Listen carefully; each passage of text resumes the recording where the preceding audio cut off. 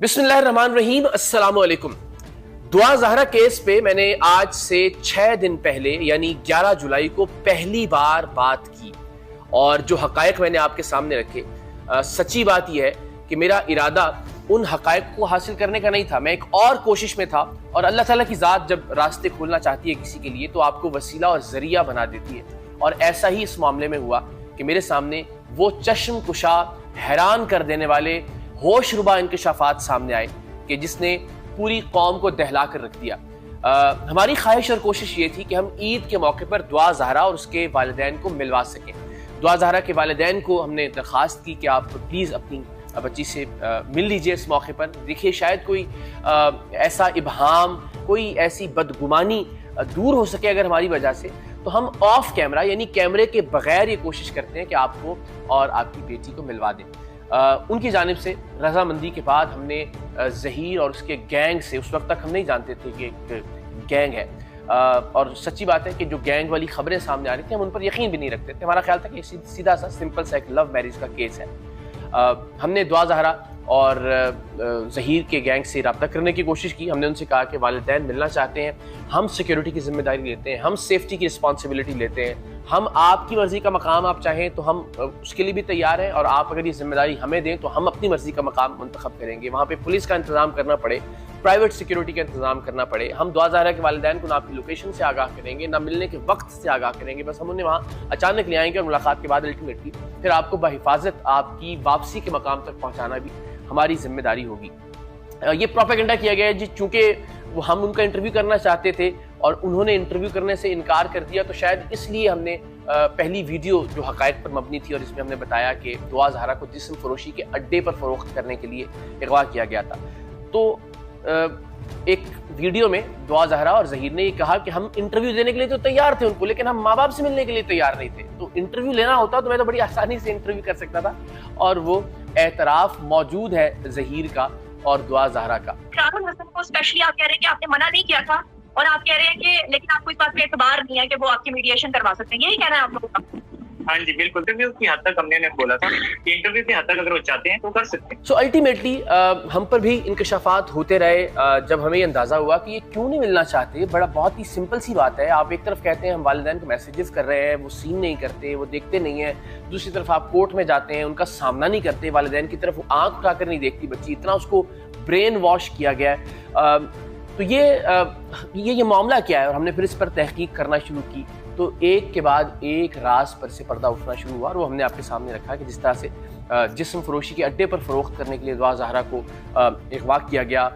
Ultimately वो तमाम चीज़ें साबित भी हो रही हैं। फिर जब हम ज़ाहिर है इस गैंग में इन्वॉल्व हुए, इसके इन्फॉर्मर्स से हमने कुछ मज़ीद मालूमात हासिल की, तो हमें पता चला कि जो बार बार बच्ची से कहलवाया जा रहा है कि दुआ ज़हरा ख़ुदकुशी कर लेगी अगर ज़हीर से अलग किया गया उसको, या दुआ ज़हरा कहती है कि मैं अपनी जान दे दूँगी अगर मुझे अपने वालिदैन के हवाले वापस किया गया। तो ये असल में उसको उकसाया जा रहा है कि वो या तो खुद सुसाइड कमिट कर ले, या ये कि उसको कत्ल कर दिया जाए, और अल्टीमेटली जो हमदर्दियाँ हैं वो ज़हीर और उसके गैंग के हिस्से में आ जाएँ, और लोग कहें देखें कितने जालिम और कातिल माँ बाप हैं जिन्होंने अपनी बच्ची की ख्वाहिशों का कत्ल किया, और अल्टीमेटली वो बच्ची भी कत्ल हो गई।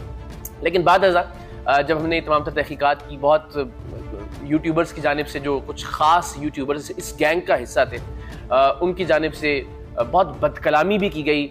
मैं हैरान हूँ कि दुआ ज़हरा के वालिद के बारे में, उस शरीफ नफ्स शख्स के बारे में न जाने क्या क्या कुछ कहा गया, कौन कौन सा इल्ज़ाम नहीं है जो उनके ऊपर लगाया गया। लेकिन अल्टीमेटली हक़ और सच की फतह हुई। हमारे इस केस पर पहली बार बात करने के सिर्फ 4 दिन बाद पुलिस ने इस पर मज़ीद काम करते हुए अपनी तफ्तीश में, अपनी प्रोग्रेस रिपोर्ट में इस बात का इंकशाफ किया कि ज़हीर उस दिन कराची में मौजूद था जिस दिन दुआ ज़हरा अपने घर से निकली। तो सादा सा सवाल है कि इस झूठ की क्या ज़रूरत थी? यानी अगर ये एक मोहब्बत की शादी होती तो बहुत आसानी से कहा जा सकता था कि जी ज़हीर और उसका भाई कराची उस बच्ची को लेने के लिए गए थे और अल्टीमेटली लेकर आ गए। ये कौन सी नाम निहाद मर्दानगी है कि आप एक तरफ तो दुआ ज़हरा को कहते हैं कि जी मेरी मोहब्बत है, मैं इसको शेल्टर दे रहा हूँ, मैं दुनिया से बचा रहा हूँ, हम बहुत मुश्किल वक्त से गुजर रहे हैं, वगैरह वगैरह वगैरह। सारा ड्रामा उस बेचारी दुआ ज़हरा की आंखों पर पर्दा डालने के लिए किया जा रहा है। और दूसरी जानिब आप में इतनी हिम्मत और इतनी जुर्रत नहीं कि आप इस बात को तस्लीम कर सकें कि आप खुद इसको लेकर आए थे वहां से, कराची से। आप ये कहते हैं वो तो आ गई थी और घर के बाहर आके मुझे मैसेज किया, حالانکہ دعا زہرا کوئی سم استعمال نہیں کر رہی تھی، اس کی زیر استعمال کوئی سم کارڈ یا کوئی فون نہیں تھا اس وقت جب وہ مبینہ طور پر کہا جاتا ہے کہ وہ آئی اور آ کر اس نے میسج کیا. وہ سارا ڈرامہ رچایا گیا کہ کراچی سے لاہور 2000 کلومیٹر سے زائد ایک ٹیکسی ڈرائیور اس بچی کو یہاں لے کر آ گیا، اس نے اس سے کرایہ بھی نہیں پوچھا، ظہیر صاحب نے اس کو کرایہ بھی ادا کر دیا. تو یہ سب جھوٹ بولنے کی کیا ضرورت تھی؟ میں آپ کے سامنے یہ سوال رکھتا ہوں، جتنے بھی لوگ یہ ویڈیو دیکھ رہے ہیں، قوم کے سامنے یہ سوال رکھتا ہوں کہ آپ جھوٹ کب بولتے ہیں؟ جب آپ کسی اپنے جرم پر پردہ ڈالنا چاہتے ہیں، جب آپ اپنے کسی عیب پر پردہ ڈالنا چاہتے ہیں. اگر آپ کو لگتا ہے کہ آپ جو کر رہے ہیں وہ ٹھیک کر رہے ہیں، آپ جو کر رہے ہیں وہ سچ اور حق ہے، آپ نے جو کیا وہ قانون کی یا اخلاق کی کوئی خلاف ورزی نہیں ہے، تو آپ کو غلط بیانی کرنے کی کیا ضرورت ہوتی ہے؟ تو اس ایک جھوٹ سے بھی آپ اندازہ لگا سکتے ہیں کہ بچی کے ساتھ کیا ہونے والا تھا.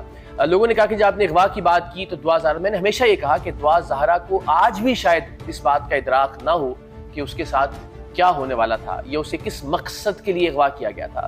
اور ایسا ہی کیا جاتا ہے ان تمام تر معاملات میں. ریزن بینگ کہ جب بچی گھر سے چلی آتی ہے ایک بار، تو اس سوسائٹی کے اندر، اس معاشرے کے اندر نہ تو والدین بچی کے اغوا کے حوالے سے یا بچی کے چلے جانے کے حوالے سے کوئی چیز رپورٹ کرتے ہیں، اور اگر وہ چھپ چھپا کر پولیس کے پاس جائیں بھی تو پولیس بھی انیشیلی اس پر کوئی مقدمہ درج نہیں کرتی کہ بچی کا نکاح نامہ 3-4 دن میں سامنے آ جائے گا. مقدمہ درج بھی کر لے تو اس معاملے کو یوں ہوا نہیں دی جاتی. یہ والدین کی غیرت اور عزت کا معاملہ سمجھا جاتا ہے بدقسمتی سے اس ملک کے اندر. اور اسی لیے جب بچی ایک بار بہلا پھسلا کر ورغلا کر بلا لی جاتی ہے یا اس کو لے جایا جاتا ہے اس گینگ میں شادی کا جھانسا دے کر، تو الٹیمیٹلی اس بچی کے پاس نہ تو واپس اپنے گھر جانے کا آپشن موجود رہتا ہے، نہ اپنے بھائی سے بات کر سکتی ہے وہ، نہ اپنے باپ سے بات کر سکتی ہے. اس کے پاس اس کے علاوہ اور کوئی چارہ نہیں ہوتا کہ اس گینگ کے کہنے پر وہ عمل کرتی رہے. یہاں میں پھر کریڈٹ دوں گا، میں پھر سلام پیش کروں گا دعا کے والد کو کہ اگر وہ اس حوالے سے کھڑے نہ ہوتے. شروع میں لگتا ہے کہ بہت جگ ہسائی ہوئی، شروع میں لگتا ہے کہ جو ہو اپنی عزت خود اچھالی. بہت سارے لوگ آج بھی شاید یہ بات کہتے ہیں کہ لو جی کیسا باپ ہے کہ جو اپنی لیکن اس باپ نے اپنی بچی کی زندگی بچا لی. یعنی آپ سوچئے کہ روزانہ وہ بچی بک سکتی تھی ایک اڈے سے دوسرے اڈے پر، ایک شخص سے دوسرے شخص کو.